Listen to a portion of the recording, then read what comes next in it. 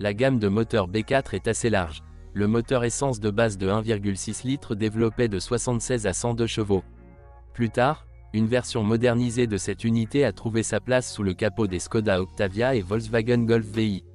Beaucoup plus souvent, des voitures sortaient des showrooms avec un moteur de 2 litres 2.0 et 2.0e. Le moteur développait de 90 à 140 chevaux. En version 16 soupapes. De plus, était disponible un 5 cylindres 2,3 L, 133 chevaux, et 2 V6 2,6 L, 150 chevaux. Et 2,8 L, 174 chevaux. Presque toutes les unités à essence étaient équipées d'une injection multipoint, pour la plupart à commande électronique. Le 5 cylindres est à injection mécanique et est donc totalement inadapté au moteur essence. Seules les versions de base 1,6 et 2,0 litres sont équipées d'une simple injection monopoint. Une nouveauté absolue dans la gamme est le moteur diesel 1.9 TDI, qui remplace le 1.6 TD obsolète. Le design moderne à injection directe de carburant a fait ses débuts sur la B4. Le turbodiesel développait 90 chevaux, et est devenu célèbre pour sa durabilité et son efficacité. Dans le même temps, un moteur diesel de 75 chevaux du même volume, marqué TD, était proposé. C'est un cheval de trait typique et ne mérite pas l'attention. Le marché est dominé par les modèles équipés d'un moteur essence de 2 litres, disponible en 3 versions. Le moteur de 90 chevaux est doté d'une injection monopoint et d'une conception simple. La version 2.0e était équipée de l'injection multipoint et développait 115 chevaux. La variante supérieure à 16 soupapes avait une puissance de 140 chevaux. L'option la plus faible est recommandée pour ceux qui ne se soucient pas de la dynamique. La consommation moyenne de carburant sera de 8 à 10 L, 100 km. L'unité à 16 soupapes, bien qu'elle ne pose pas beaucoup de problèmes, est plus coûteuse à réparer. Mais il a de meilleures caractéristiques dynamiques 9,6 secondes à 100 km/h. Mais il consomme plus de 12 litres. Le choix optimal est 2.0e, 115 chevaux.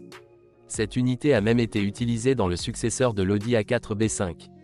Il tolère sereinement l'introduction d'équipements à gaz. Tout dysfonctionnement est uniquement dû à une négligence. Les défauts mineurs concernent le système d'allumage et le système d'admission, fuite dans la section entre le débitmètre et le collecteur.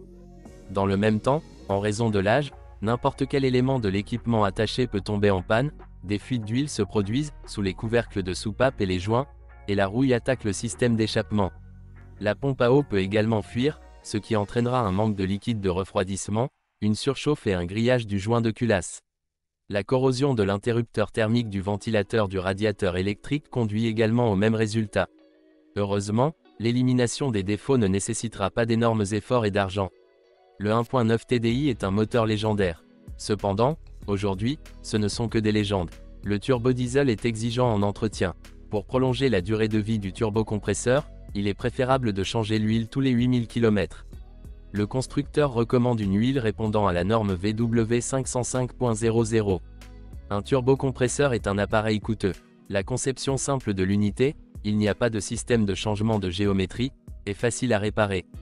Un refroidisseur intermédiaire, refroidisseur d'air de suralimentation, peut également nécessiter des coûts supplémentaires. Les injecteurs Bosch sont moins capricieux que leurs homologues modernes, mais ils ne tolèrent pas le carburant diesel de mauvaise qualité. Il est beaucoup plus coûteux de résoudre un problème avec la pompe à carburant haute pression. Heureusement, la durée de vie de la pompe est d'environ 300 à 400 000 km. La fumée et la perte de puissance sont les symptômes les plus courants d'un débitmètre défectueux, et non du système d'injection.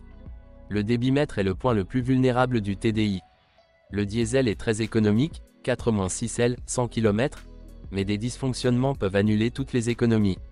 Cependant, une manipulation soigneuse et un entretien rapide vous permettront de compter sur 400 à 500 000 km sans problème. En termes de confort, les moteurs à essence sont préférables. Le TDI est extrêmement bruyant et vibre beaucoup.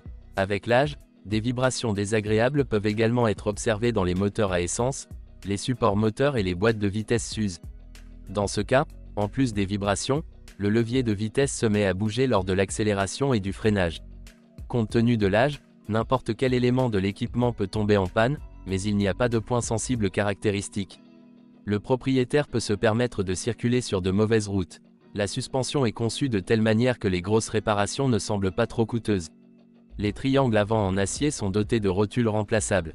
Certaines personnes notent que les bacs de levier ne sont pas très durables. L'essieu arrière est si primitif qu'en principe, il n'y a rien à casser. En général, le système de freinage est très efficace, et de nombreux exemplaires étaient équipés de l'ABS. Les problèmes peuvent être causés par le frein de stationnement, qui tourne souvent mal. Son mécanisme nécessite une inspection et un nettoyage préventif. Des pannes surviennent également dans le fonctionnement des équipements électriques, système d'éclairage, vitres électriques ou verrouillage centralisé. L'Audi A80 est une voiture très bon marché à exploiter.